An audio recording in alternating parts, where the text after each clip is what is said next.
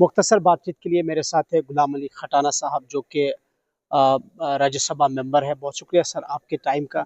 सबसे पहले आपसे जानना चाहेंगे, चूँकि अभी 6, 7, 8 महीने एक इलेक्टेड गवर्नमेंट के हुए हैं, किस तरह से आप गवर्नमेंट की परफॉर्मेंस को देख रहे हैं? ऑल्दो कि हम देख रहे हैं कि different opposition parties including BJP target तो कर रही है कि काम नहीं हो पा रहा है, लेकिन हुकूमत की जानिब से ये कहा जा रहा है कि अभी बिजनेस रूल को रिलीज नहीं किया गया एलजी साहब की तरफ से। तो क्या कहेंगे आप?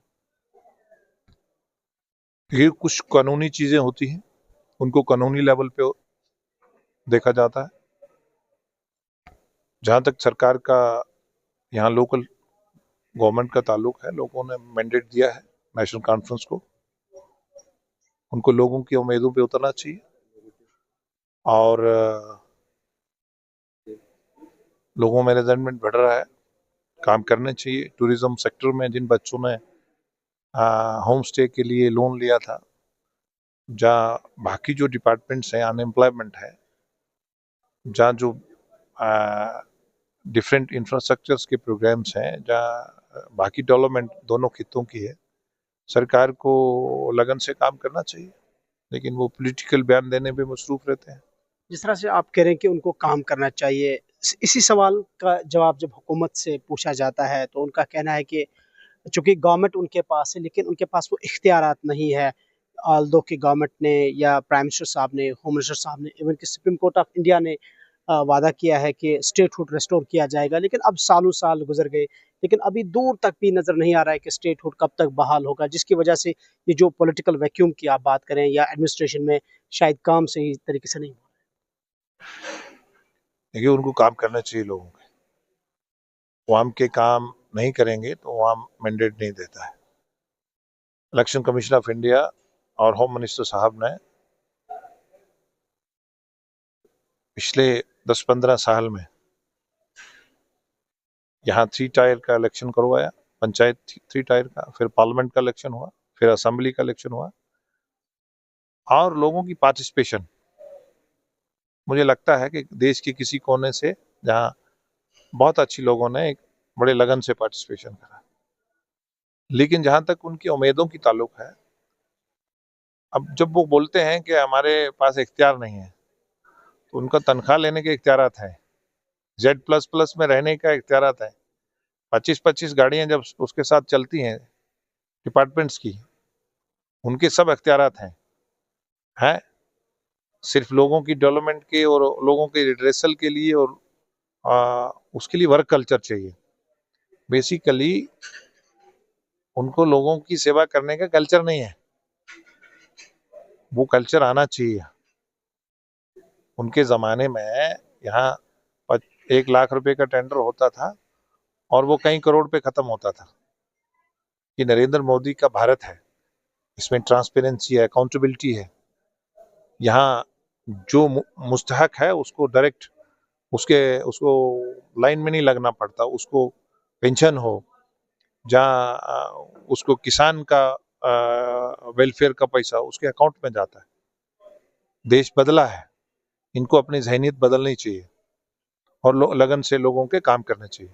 गुलाम अली साहब, जैसे आप दोबारा से ये करें कि हुकूमत को काम करनी चाहिए, लेकिन नेशनल कॉन्फ्रेंस के बगैर भी बाकी जितनी भी यहाँ पॉलिटिकल पार्टीज ये सब एक चीज़ को स्ट्रेस करती हैं कि स्टेटहुड कब रिस्टोर होगा, और स्टेटहुड ना होने की वजह से यहाँ जो है डिस्टर्बेंस दिखाई दे रही है, चाहे हम एडमिनिस्ट्रेशन की बात करें या पॉलिटिकल पॉइंट ऑफ व्यू से देखें। सो आपसे हम ज़ाती तौर पर जानना चाहेंगे कि आप कितना फेवर में है कि स्टेटहुड रेस्टोर होना चाहिए जम्मू कश्मीर के लिए, और क्या कोई टाइमलाइन नज़र आ रही है कि कब तक स्टेटहुड रेस्टोरेशन होगी? ये हम लोगों से झूठ नहीं बोलते, ये लोगों से झूठ बोलते हैं।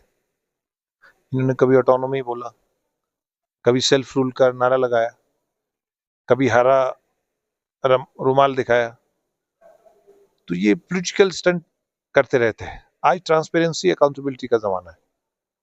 वो वक्त था कि आप कश्मीर में बोला, जम्मू में बोला, दिल्ली में बोला तो अलग अलग जगह थी, लोगों को मालूम नहीं होता, तीनों बयान अलग अलग चल जाते थे। जहां तक आपने स्टेटहुड की बात करी, स्टेटहुड देश के वजीर आजम ने और देश के वजीर दाखिला ने उसकी कमिटमेंट करी है। हम जम्मू कश्मीर के अवाम को बड़ी पेचीदगियों से, बड़े डिस्ट्रेस से, बड़े उस हालात से बाहर ला रहे हैं।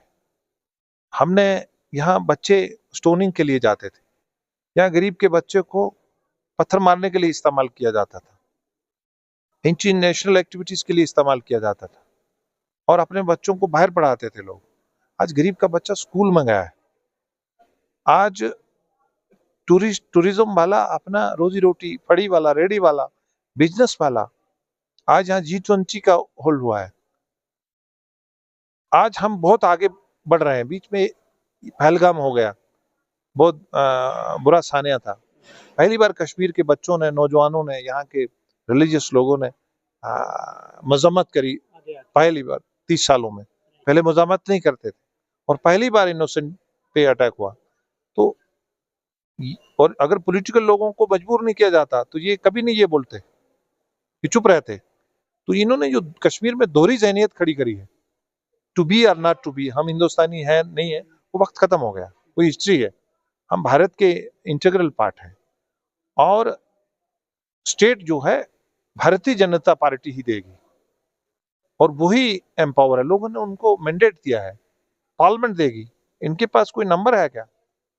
ये जितना एनर्जी उधर जाया करते हैं उतना लोगों में डेवलपमेंट में करनी चाहिए। गुलाम अली साहब, चूँकि 2 दिन रहे हैं 13 जुलाई को, चूँकि उसको सरकारी तौर पर 2019 के बाद उस हॉलीडे को ख़त्म करने का ऐलान किया गया था, लेकिन नेशनल कॉन्फ्रेंस के मैनिफेस्टो में है कि उसको रेस्टोर किया जाएगा, 13 जुलाई की जो हॉलीडे हुआ करती थी। अब चूँकि दोबारा से उस पर स्टेटमेंट्स आने शुरू हुए हैं, तो क्या कहेंगे आप? क्या है 13 जुलाई जो यहाँ पे शोहदा कश्मीर के तौर पर उसको देखा जाता था, और सरकारी तौर पर वो छुट्टी हुआ करती थी, लेकिन अब 2019 के बाद गवर्नमेंट ने उस छुट्टी का, के लोगों ने जो पहलगाम सानिया पे एक विजन दिया है, कश्मीर के बच्चों ने, कश्मीर के उलमा ने, कश्मीर के जुआ ने, कश्मीर के सोशल मीडिया वालों ने मजम्मत करी है। तो हमने उसी की मजम्मत करनी है जो मजम्मत करनी है। हमने वही मार्टियर्स हैं जो देश के मार्टियर्स हैं। जी।